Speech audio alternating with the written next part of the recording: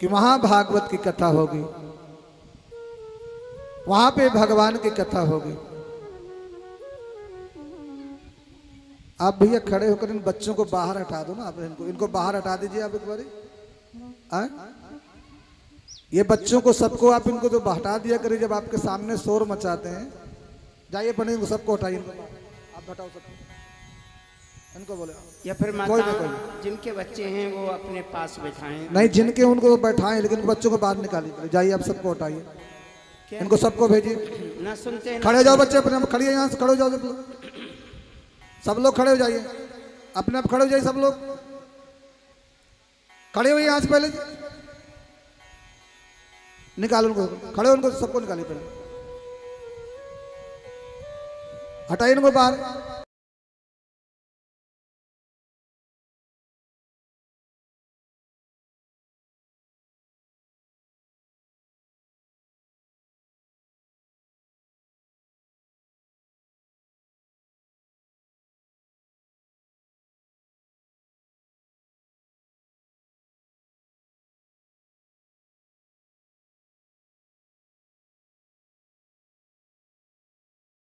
भगवान की। इसलिए नारद जी कनखन में आनंद नाम का घाट है, हरिद्वार में भागवत कथा बोले बड़ी कृपा किया महाराज।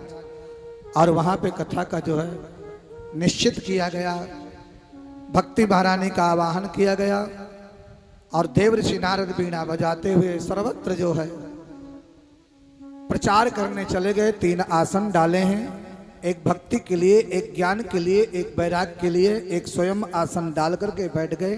और भक्ति महारानी से पुनः जो है पुनः निवेदन किया, आप जहां भी हैं आकर के भागवत की कथा सुने। संकल्प करके छोड़ दिया। देवलोक, गोलोक धाम, सर्वत्र देव ऋषि प्रचार कर रहे हैं, चलो भैया कथा सुनने के लिए, चलो भैया भगवान की कथा सुनने के लिए। देवता संतों की समाधि टूट गई और जैसे महाराज कथा का प्रारंभ हुआ, सनत कुमारों ने जो है कीर्तन किया, श्री कृष्ण गोविंद हरे मुरारी, हे नाथ नारायण वासुदेवा। कीर्तन प्रारंभ किया और जैसे कीर्तन प्रारंभ हुआ, कीर्तन करते करते देव ऋषि नारद बीच में ही खड़े हो गए, बीच में खड़े हो गए महाराज। और खड़े होकर बोले महाराज, आप जो ये कथा सुना रहे हो, इस कथा किसी पापी का उद्धार हुआ है? किसी पापी का उद्धार हुआ है या धर्मात्मा का ही उद्धार होता है? तो महाराज तुरंत सनत कुमार जवाब दे रहे हैं कि ये मानवा पाप कृतस्तु सर्वदा, सदा दुराचार रता विमर्गा, क्रोधाधिदग्ध कुटिलस्य कामिना, सप्ताह यज्ञ न कलौ पुनन्ति ते। जिसने जीवन पर्यंत पाप ही पाप किए हों, कभी भगवान का नाम न लिया हो, बाल हत्यारा, माता पिता का दोषी और यहां तक गुरु का भी विश्वासघात करने वाला, और यदि उसे भागवत कथा वो सुन लेता है, बाल हत्यारा, गर्भ का हत्यारा, ऐसे व्यक्ति भी यदि भगवान की कथा को सुन लेता है, उसका उद्धार हो जाता है। और उसका उद्धार हो जाता है, वो वैकुंठ में चला जाता है। एक मैं तुमको कथा सुनाता हूं महाराज। आत्मदेव नाम के एक ब्राह्मण थे, उनके कोई संतान नहीं था, पत्नी का नाम धुंधली था, बहुत बड़े ज्ञानी थे, संतान नहीं हुआ। लोग कहने लग गए तुम्हारे पुत्र नहीं है, इसलिए तुमको दोष लगा हुआ है, पितृ दोष लगा हुआ है, इसलिए तुम्हारे संतान नहीं है। और हाँ, जिनके संतान नहीं होते, जिनके बेटा नहीं होता, बेटी नहीं होती, उनको नरक जाना पड़ता है, ऐसा भ्रम डाल दिया। ज्ञानी ब्राह्मण भी भ्रम में पड़ गए और जंगल में चले गए महाराज मरने के लिए। और वहां जाकर के रोने लग गए, एक तालाब के किनारे बैठ गए, आत्मा से जो ध्यान कर रहे हैं, मन में विचार कर रहे हैं, आज अपनी दैहिक लीला का खत्म कर दूंगा, समाप्त कर दूंगा यहाँ। वहां से एक सन्यासी निकले, जगत गुरु ब्राह्मण। ब्राह्मण जगत का गुरु है। कौन ब्राह्मण? जो नित्य संध्या करता है, जो नित्य गायत्री का जाप करता है, जो नित्य हवन करता है, वो ब्राह्मण जगत गुरु ब्राह्मण। ब्राह्मण गुरु सन्यासी, और सन्यासी गुरु अविनाशी। भोलेनाथ सबके गुरु, भगवान शिव। इसलिए एक सन्यासी वहां से निकले और जाके पूछ लिया कि कथम रोदसी विप्रस्त्वाम काते चिंता बलीयसे। ए ब्राह्मण, क्यों रो रहे हो तुम? क्या बात है? जो दुख है तो मुझसे कहो, क्या दुख है? बोले महाराज, मैंने सुना है कि संतों के पास पहुंच जाओ दुख दूर हो जाते हैं, और मेरे जीवन में संतान नहीं है। हस्तरेखा देखी संत ने और कहा ब्राह्मण, तुम्हारे पास मैं देख रहा हूं कि तुम्हारे जो है 7 जन्मों तक तुम्हारे संतान नहीं है। तुमने मेरे से जो दुख बताया, 7 जन्मों तक तुम्हारे संतान नहीं है। और जैसे 7 जन्म का नाम लिया, ब्राह्मण ने इतनी जोर से सिर को पटका, इतनी जोर से पटका कि महाराज बहुत जोर आवाज हुई। संत ने सिर को पकड़ा, ब्राह्मण इतनी जोर क्यों पटक रहे हो? मर जाओगे। बोले महाराज, 1 जन्म का नहीं भोग पा रहा हूं, आपने 7 जन्मों को कह दिया, इसलिए अभी ही प्राणों को दूंगा, आपके चरणों में इसके सामने प्राण त्याग दूंगा। 7 जन्म तक कौन भोगेगा? और मैंने सुना है कि संत होते हैं दुख दूर हो जाता है। आपने तो 1 जन्म का भोग नहीं पा रहा हूं, 7 जन्मा बदितवा पुत्रो नहीं बचा, नहीं बचा, आपने स्पष्ट कह दिया। और हाँ, मैंने ये भी सुना है कि वृथा न हो ये देव ऋषि वाणी। संत की वाणी कभी कटती नहीं, उसकी सत्य होती वाणी, ज्ञानी की वाणी। नित्य संध्या बंदन भाई, अग्निहोत्र हवन करने वाला, तर्पण करने वाला, इसकी वाणी ही सत्य हो जाती है। तब उन्होंने जो है एक फल दे दिया, बोले जाओ अपनी पत्नी को खिला देना। पत्नी का नाम था धुंधली, यथा नाम तथा गुण। जैसा था नाम वैसा था कर्म, बहुत कर्कशा थी, पड़ोसियों से झगड़ा करती थी, सारा दिन चुगली करना उसका काम था। और क्या कहते थे, क्या करना, बेटा बेटी करके खाओ पियो मौज करो, हाँ लालन करो पालन करो। पंडित जी फल लेके आए, फल दिया, लो फल खा लोगी तो तुम्हारे बेटा होगा। अपनी सहेली से बात करने लग गई, पड़ोसन से, बताओ फल खाने से कहीं बेटा बेटी होगा? ये पंडित जी बुढ़ापे में हैं, बुढ़ापे फल खाने से, लो फल बताइए, अगर फल खाने से होने लग, आप फिर बुढ़ापे में फल लेकर के आए। और मैंने ये भी सुना है कि फल अगर बेटा पेट में आ भी गया, बेटा बेटी, तो फिर महाराज उधर बढ़ जाएगा, चलने फिरने में दिक्कत होगी, और शायद मेरे घर में आग लग गई तो भागूंगी कैसे? अब देखो ऐसा ऐसा बता, कैसे भागूंगा? अरे ठीक ठीक बोला कर बहन, ऐसा कुछ नहीं होगा, खा ले, फल खाने से कोई नुकसान नहीं होगा। अरे क्यों खा लूं? देख, फल से बेटा होगी या बेटी होगी मुझे पता नहीं है, लेकिन इतनी सत्य बात है कि फल खाने से कोई नुकसान नहीं होने वाला। पड़ोसिन कह रही है, कोई कोई पड़ोसिन बहुत अच्छी होती है, बोलो जय श्री राधे। हाँ, कोई कोई होती है कर्कशा, तो कोई कोई पड़ोसिन जो है बहुत अच्छी होती है। भैया इनको तो वहीं पे डंडा लेके, कल से आ जाएंगे शर्मा जी, आज आज की दिक्कत है, वहीं डंडा लेके बैठना पड़ेगा, तब आनंद से कथा होगी। ये बात को याद रखना। इसलिए महाराज जो है, तब उन्होंने जो है, पड़ोसिन ने समझाया, नहीं मानी, चली गई। जब पड़ोसिन की बात नहीं मानी तो उसकी बहन आ गई और बहन को बताने, बहन ने कहा बेटी बहन तू चिंता मत कर, मैंने मेरे को बेटा होने वाला है और मैंने तेरे लिए ही एक बेटे को जन्म दूंगी। और एक बात करो कि तुम्हारे पास धन बहुत है, मेरे पास बेटा होगा, मैं तुमको दे दूंगी, तुम मुझे धन दे देना। रजाबंदी हो गई। और पति को कह दिया हाँ हाँ खा लिया फल, हाँ खा लिया। बेचारे चले गए, अपन पूजा पाठ कराते थे, विद्वान ब्राह्मण थे।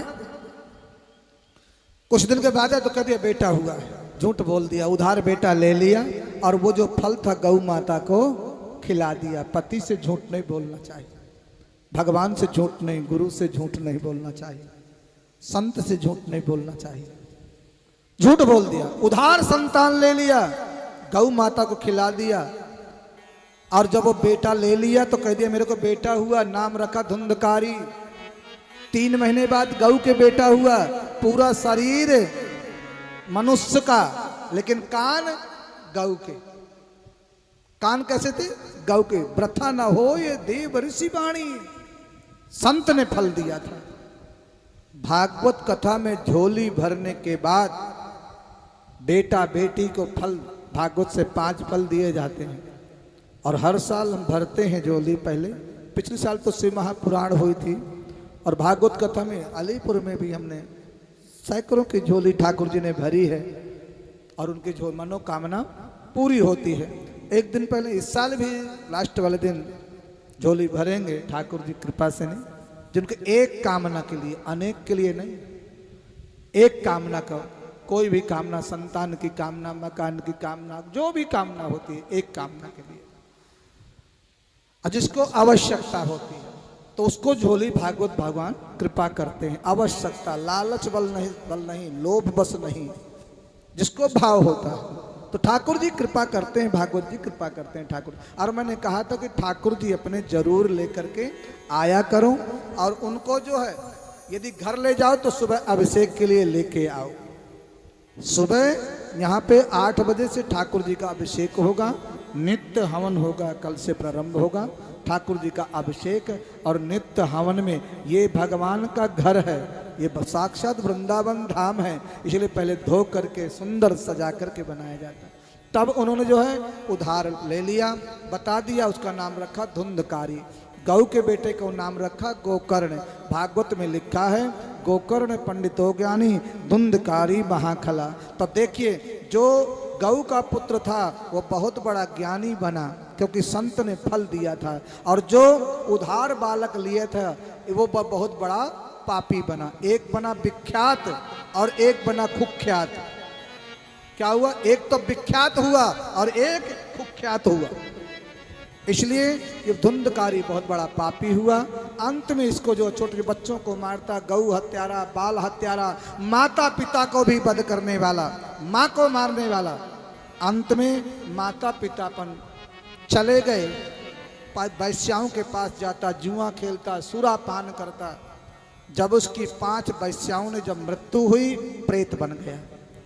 गोकर्ण जी ने पिंड दान कराया, पिंड दान से भी मुक्ति नहीं होती, याद रखना। ऐसे ही तुम ऐसे ही जो गया जी भी चले जाओ तो भी मुक्ति नहीं होती। जब तक पिंड दान करते समय भागवत कथा नहीं सुनाओगे तब तक पितरों की मुक्ति नहीं होती। बोलो जय श्री राधे। व्यासपीठ से पितरों को भागवत कथा सुनानी बहुत जरूरी है। इसके बाद फिर जाकर गया में पिंडदान करोगे तो उनको मोक्ष मिलेगा, अन्यथा नहीं। एक बार गोकर्ण जी ने पिंडदान किया लेकिन इसकी मुक्ति नहीं हुई है, तो याद रखना पिंडदान करने से भी मोक्ष नहीं होता। लिखा है भागवत, पितरों से मुक्ति पाना है तो भागवत कथा। इसलिए बाद में उनको भागवत कथा सुनाई गई और भागवत कथा से वो धुंधकारी प्रेत योनि से मुक्त हुआ, भगवान के धाम को प्राप्त हुआ। भागवत की कथा कैसे सुननी चाहिए इसके बारे में बता रहे हैं। अगर हो सके तो फल खा के भागवत की कथा सुनो, और हो सके ज़्यादा मेहनत कर सकते हो दूध पी के कथा सुनो। ज़्यादा मेहनत कर सकते हो तो महाराज घी पी करके कथा सुनो। और ज़्यादा मेहनत कर सकते हो, बोले महाराज है गई तुम्हारी कथा और सुन ली हमने कथा। शुगर के मरीज, बीपी के मरीज सुबह सुबह खाएं दवाई। बोलो जय श्री राधे। तो कहा है महाराज, भागवत में लिखा है ऐसा कुछ नहीं, भोजनम तो कृतम मन्ने कथा श्रवण कार्यक्रम। अगर तुम्हें कोई दिक्कत न है तो भले ही भोजन 3 बार करो, 3 बार भोजन। सुबह बढ़िया नाश्ता करो, आलू के पराठे चाहे गोभी के पराठे, हाँ चकाचक, बढ़िया गाय का घी रखो आमे, और फिर खाओ मजे से, हाँ, और फिर खूब खाओ। सुबह खाओ, फिर दोपहर के खाओ, पहले आके हवन पाठ पूजा कर जाओ, फिर खूब खाओ। दोपहर के हल्का ले लो थोड़ा सा, लेकिन 3 बजे से पहले 5 मिनट पहले कथा में आ जाओ और 6:30 बजे तक भगवान की समाधि में बैठ के कथा सुन लो, तुम्हारा जीवन धन्य हो जाएगा। और महाराज कैसे? एक होते हैं श्रोता, एक होते हैं सोता, एक होते हैं सरौता। बोलो जय श्री राधे। श्रोता कौन है? जो 3 बजे से पहले आते हैं, आरती का दर्शन करते हैं, आराम से 3 घंटा भगवान के नाम कर देते हैं, वो है श्रोता। और दूसरे नंबर के एक होते हैं सोता। आएंगे महाराज, बढ़िया कुर्सी उर्सी देख लेंगे, गद्दे तो लगे हैं ही हैं, बढ़िया बैठ जाएंगे। और ज्यादा नींद आई तो हमारा देवियों के पास एक सुविधा है, बढ़िया घूंघट कर लेंगे, घूंघट करे अंदर अंदर सो गए। कौन पढ़ो? किसी ऐसे सो रहे कह रहे नाना मैं तो समाधि में कथा सुन रहे। सोना नहीं चाहिए, भगवान की कथा। और एक होते हैं सरौता, सहेली आ गई तो उससे बतरा, अच्छा तुम भी कथा में आती हो क्या? हाँ हाँ आज ही आई हूँ, समय मिल गया। सहेली से बात, अच्छा तो बहू काम कर लेगी? अच्छा बहू ने बेटी है घर पे, अच्छा तभी तो आ गई कथा में।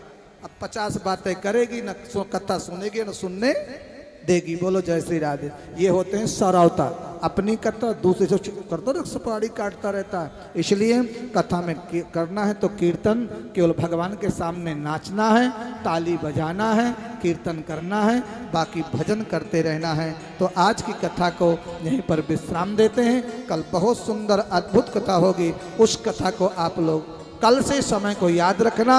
और मैंने जो बताया था भगवान के सामने संकल्प करके जाना कि 5 व्यक्तियों को हमें निमंत्रण देना है, अनजान व्यक्ति कथा में जरूर आना है, जगाना है सबको, और भागवत को दिव्य बनाना है। आप भी ज़्यादा से ज़्यादा संख्या में आएँ और इस कथा को आनंद लें और इसको वृंदावन समझें महाराज, ताकि आपकी भक्ति को यूट्यूब पे कथा लाइव हो रही है, आप लोग उसका दर्शन करेंगे। जाकर के सुंदर सज के संवर के आया करो, भगवान के लिए सजा करो। दुनिया के लिए सजते हो तो दुनिया वाले जला देते हैं, शमशान में जाके जला आते हैं। और भगवान के लिए सजोगे प्यारे तो भगवान की धाम की प्राप्ति होगी। मेरा गोविंद अपने आप को अपना लेता है, मेरा ठाकुर अपना लेता है। अपनाता है कि नहीं?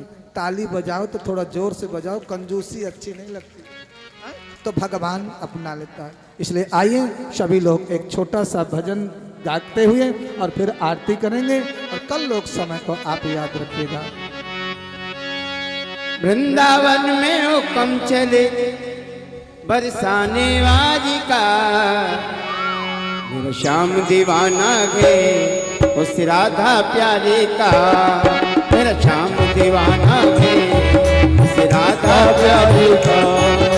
वृंदावन में हुक्म, सभी लोग खड़े हो जाएं, आगे लगाएं, सब लोग खड़े हो जाएं, नाचते हुए। वृंदावन में हुक्म चले बरसाने वाली का, मेरे श्याम दीवाना गे सभी लोग नाचते का, मेरा श्याम दीवाना गे राधा रानी का। सभी भाव से ताली सेवा करते हुए जय हो।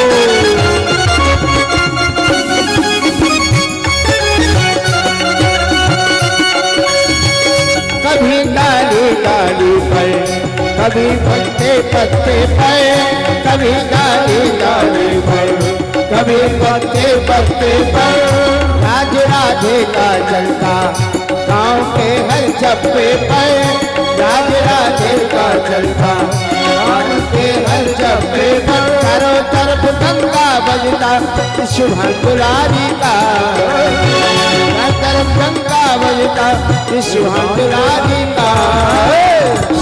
दीवाना गया हो राधा प्यारे का, मेरा श्याम दीवाना गे राधा रानी का। सभी भाव से हरिलाल की।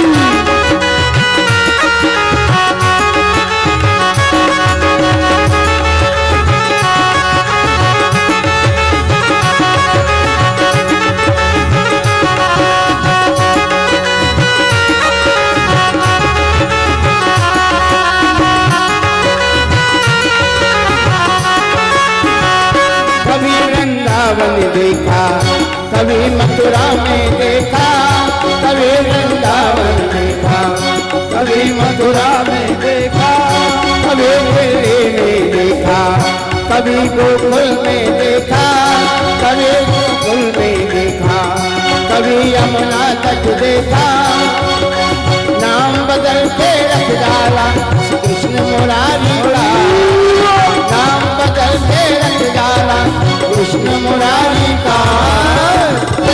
मेरा श्याम दीवाना मेरा श्याम दीवाना उसे राधा रानी का।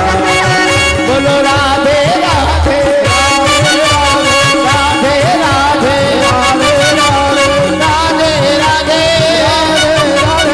राधे राधे राधे राधे राधे राधे वृंदावन में कुंजन में बसीवत में यमुना तट में गोवर्धन में राधे राधे वासनाई राधे राधे सब बोलो राधे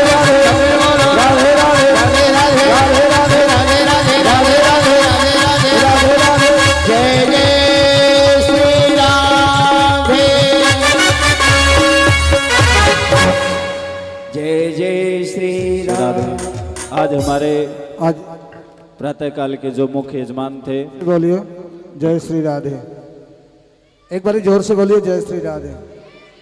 तो आज हमारे भागवत कथा के जो सूत्रधार बने रतन कौशिक जी, उनके पूरे परिवार ने जो है इस भागवत के सूत्रधार बने और आप सभी के भक्तिपूर्ण आग्रह से समस्त ग्रामवासियों के सहयोग से ये कथा प्रारंभ हुई है। रतन कौशिक जी के परिवार, हवा सिंह जी ये कौशिक जी के छोटे भाई हैं, इन परिवार के माध्यम से विजय जी सभी के माध्यम से कथा का शुभारंभ हुआ, आप सभी के माध्यम से कथा का शुभारंभ हुआ। तो आइए आज के जो मुख्य जजमान हैं, आप भी जजमान बन सकते हैं, आप भी कथा में जो है भाग ले सकते हैं, सुबह हवन में अपना नाम लिखा सकते हैं ठाकुर जी के अभिषेक में। तो आइए आज के जो मुख्य सूत्रधार रतन कौशिक जी, उनके द्वारा आरती शुभारंभ होगी, आप सभी आरती प्रारंभ करेंगे। जय श्री राधे, जय श्री कृष्ण। जय श्री कृष्ण। हरि ओम मां चंद्रमा मनसोजादचक्षुः सूर्यो जायत श्रोत्रादस्य प्राणस्य मुखादग्निरजायत।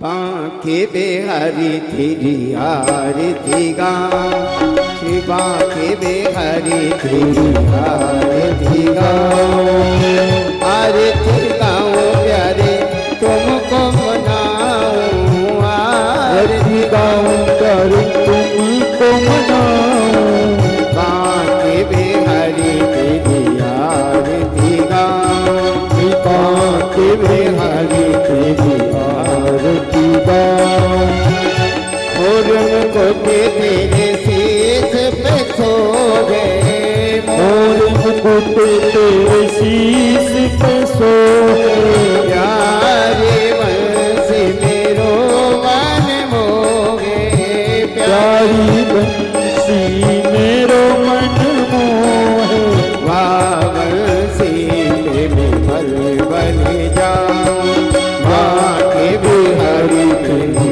आरती चरणों से निकली है गंगा प्यारी, चरणों से निकली है गंगा प्यारी, जिसने सारी दुनिया तारी, जिसने सारी दुनिया तारी, उन चरणों में शीश नवा, आके बिहारी तेरी आरती गाऊं, व्यास अनाथ के नाथ आप हो, व्यास अनाथ के नाथ आप हो, सुख दुख जीवन साथ आप हो, सुख दुख जीवन साथ आप हो, एक छवि में बल बल जाऊं,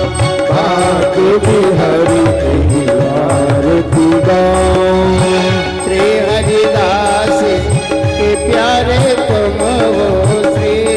रविदास के प्यारे तुम हो। मेरे मोहन जीवन धन हो। मेरे मोहन जीवन धन हो।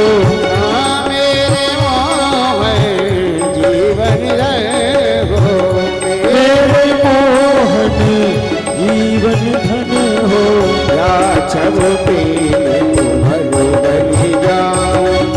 आके वे हरि तेरी आरती गाओ। आके वे हरि तेरी आरती गाओ। बदन मोहन तेरी आरती गाओ। राधा रमण तेरी आरती गाओ। राघव हरि तेरी आरती गाओ। कर्पूर गौरम करुणावतार सार सारम भुजगेन्द्रहारम सदा वसंतम हृदयारविंदे। भवं भवानी सहितं नमामि। भवं भवानी सहितं नमामि। देवों के विहरलाल की जलेन शीतलीकरणं पुष्पै देवाभिवन्दनम् आत्मारोग्यार्थे आत्माभिवन्दनम्।